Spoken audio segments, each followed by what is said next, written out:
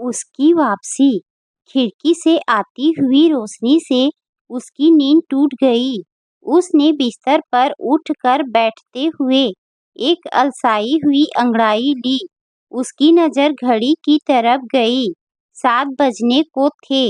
उसने सोचा थोड़ा और सो लिया जाए। छुट्टी का दिन था, नहीं तो अब तक तो वह नहा चुकी होती।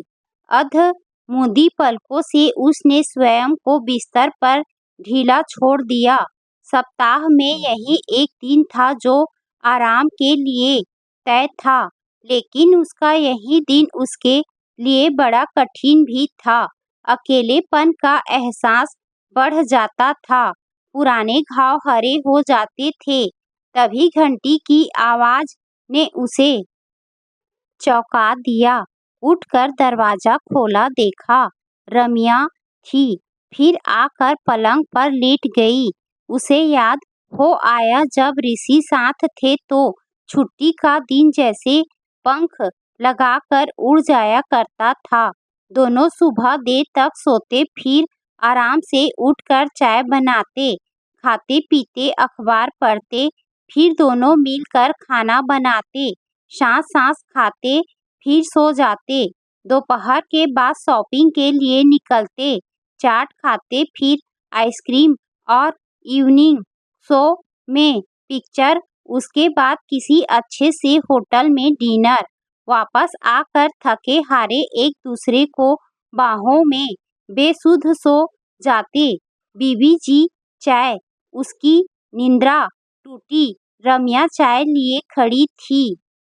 उसने देखा उसके दोनों हाथ तकिए को सीने से दबाए हुए थे। तकिए को एक तरफ रख कर उसने एक लंबी आह भरी, फिर उठकर मुंह धोया और चाय की चुस्कियां लेने लगी। बाहर चहल पहल शुरू हो गई थी। उसी ताल में रम्या की किचन में बर्तनों के साथ खटपट भी जारी थी। उसने खिड़की के पास जाकर देखा, ठंडी ठंडी हवा चल रही थी। लगता था तेज बारिश होने वाली थी। बादलों की गड़गड़ाहट भी शुरू हो गई थी।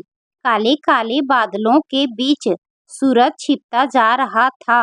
अंधकार छाने लगा था। उसके भीतर भी तो ऐसा ही अंधकार फैला था। बारिश के समाप्त होते ही बादल छट जाएंगे और सूरज अपनी रोशनी बिखेरता हुआ फिर से बिना ताने निकल पड़ेगी। परंतु उसके जीवन में फैले इस अंधकार को मिटाने के लिए रोशनी की एक भी किरण नहीं आएगी। बारिश की नन्ही नन्ही बूंदें आकर उसे भिगोने लगी तो वह खिड़की के पास से हट गई। रम्या उसे नहाने की जल्दी मचा दी। वह नहा ले तो नाश्ता कराकर, कपड़े आदि धोकर, भोजन बनाकर रम्या जल्दी घर चले जाना चाहती थी। दोपहर के बाद उसकी छुट्टी रहती। थोड़ी देर जोरों से बरसकर पानी अब थम गया था। वह अपने बालों को संवार रही थी कि घंटी बजी। रम्या ने दरवाजा खोला। उसने देखा शैल आई थी।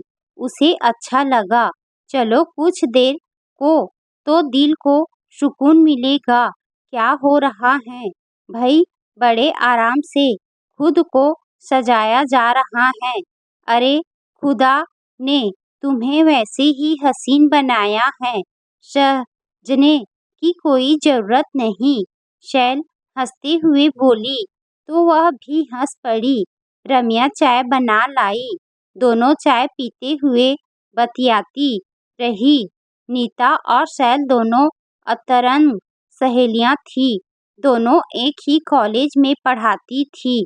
शैल बिंदास स्वभाव की, आधुनिक विचारों से ओतप्रोत थी, जबकि नीता भारतीय संस्कृति की मूरत थी, स्वभाव से गंभीर व भावुक।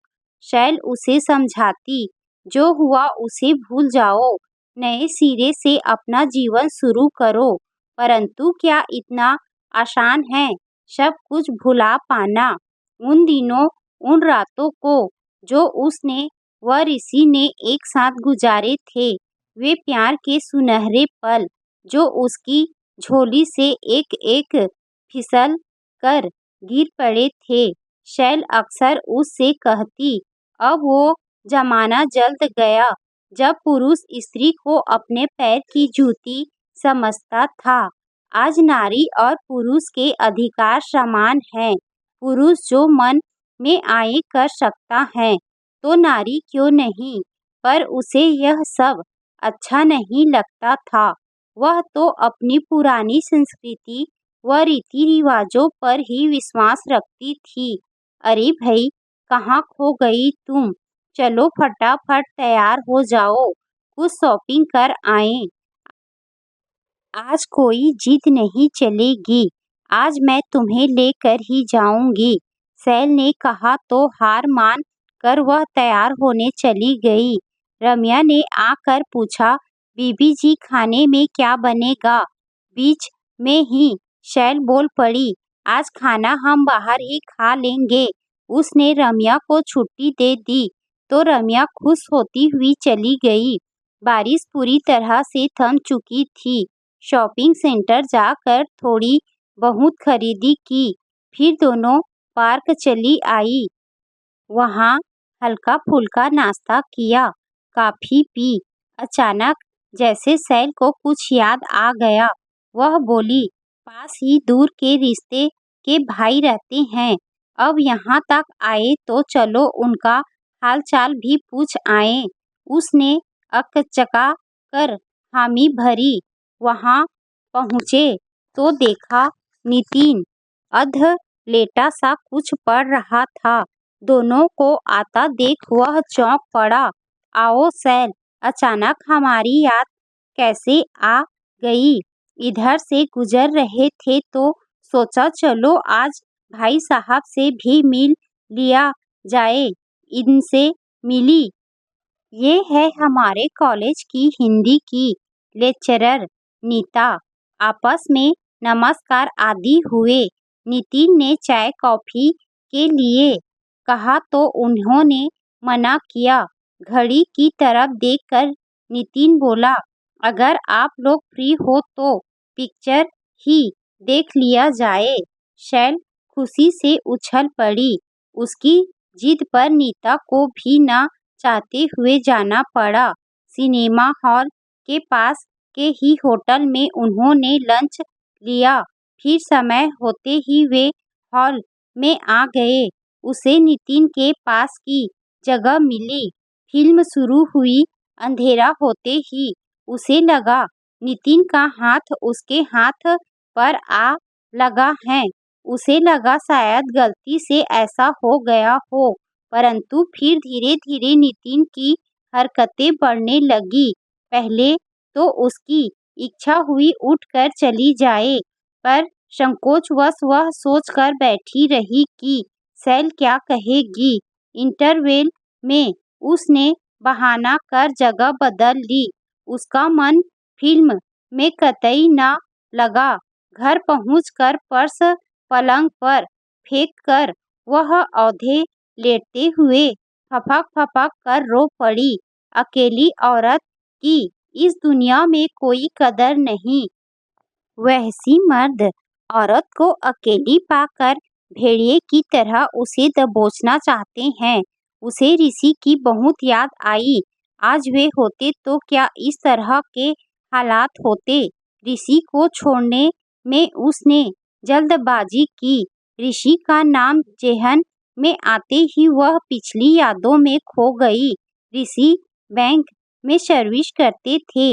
उनका निकट का कोई रिश्तेदार न था। उसे देखते ही ऋषि ने ब्याह के लिए हाँ कह दी थी। ऋषि उसे बहुत चाहते थे। वे बहुत अच्छी कहानियाँ लिखते जो विभिन्न पत्र पत्रिकाओं में व रेडियो पर आती रहती थी। उसे काफी खुशी होती थी। अपने साहित्य प्रेमी व बुद्धिमान पति पर उसे गर्व भी था। धीरे धीरे ऋषि की कहानी के क्षेत्र में काफी यश मिला। उनके नाम रोज कॉफी फैन मेल आने लगे, विशेषकर सुनीता नाम की किसी लड़की के खुशबू भरे रंग-बिरंगे लिफाफे में अक्सर पत्र आते। ऋषि सारे पत्र उसे पढ़ा देते, वह बड़ी खुशी से पढ़ती। सुनीता का पत्र आने पर एक बार मजाक में बोल पड़ी, देख लो तुम्हारे अलावा भी हमारे कई दीवाने हैं। वे हंस पड़े, बाद में बोले, कच्ची उम्र की कोई छात्रा है जो उनकी कहानियों को पढ़कर भावुकतावश पत्र लिखती हैं। वैसे तो उन पत्रों में खास बात न थी, पर हाँ, संबोधन व अंत प्यार भरा रहता। शुरू में उसे कुछ न लगा, पर एक बार उसने अपनी पड़ोसन मित्रा को यह बात बताई तो मित्रा ने उसके कान भरने शुरू कर दिए। देख लेना भाई साहब, एक दिन भटक जाएंगे। सुनीता के पत्रों का सिलसिला चलता रहा। अब तो वे पत्र प्रेम भीगे रहने लगे। इससे नीता को ईर्ष्या होने लगी। हालांकि ऋषि इन बातों को सामान्य ढंग से ही लेते। अब वह उनकी हर गतिविधि, हर लेखनी पर अपनी संदेह की नजर रखने लगी। तो ऋषि ने उसे समझाया कि एक लेखक के जीवन में इस तरह के वाक़ये होते ही रहते हैं, पर नीता पर तो संदेह का भूत सवार था। अब उनमें दिन ब दिन अनबन बढ़ने लगी। पहले तो वे अलग सोचने लगे, फिर बातचीत बंद। इसी दौरान एक दिन हुए जोरदार झगड़े में वह वहां से चली आई। कुछ दिनों बाद उसने सर्विस के लिए अप्लाई किया। हिंदी में प्रथम श्रेणी में एमए होने के कारण यहाँ उसे गर्ल कॉलेज में लेक्चरर की सर्विस मिल गई। इसके बाद वह यहीं पर बस गई। कुछ दिनों बाद गुस्सा शांत होने पर उसे लगा ऋषि लेने आएंगे। उधर ऋषि ने सोचा वह खुद आएगी। उसी ऊहापोह ने उनके संबंधों की दूरी और बढ़ा दी। दूसरे दिन जब वह कॉलेज जा रही थी तो पास के रेस्तरां में उसने देखा ऋषि किसी जवान लड़की के साथ बैठकर चाय पीते हुए ठहाके लगा रहा है। उसने मुंह मोड़ लिया, फिर से मन में विद्रोह शुरू किया। मर्द होते ही ऐसे हैं। 2 पीरियड जैसे तैसे उसने समाप्त किए। फिर सिर दर्द होने लगा तो हाफ डे की छुट्टी लिखकर घर चली आई। रम्या से चाय बनाने को कहकर सिर दर्द की गोली लेकर पलंग पर सो गई। उसे कुछ भी अच्छा नहीं लग रहा था।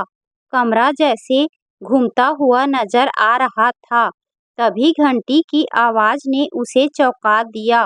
फिर रम्या के किवाड़ खोलने की आवाज आई। रम्या आकर कह रही हैं, कोई साहब आपसे मिलना चाह रहे हैं, बाहर से आए हैं। वह मुश्किल से उठकर खड़ी हुई, धीमे कदमों से चलकर ड्राइंग रूम में पहुंची तो अवाक रह गई। देखा ऋषि खड़े हैं। पहले तो लगा यह दौड़कर उनसे लिपटी जाएगी, मुक्के मार मार कर कहेगी, कहाँ थे अब तक, क्यों तड़पाया मुझे इतना। पर एकाएक सवेरे की रेस्टोरेंट वाली घटना याद आते ही उसके कदम ठिठक गए, मुख के भाव बदल गए।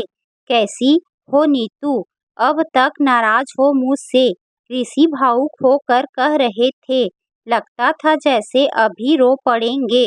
वह वैसे ही दरवाजे पर खड़ी थी।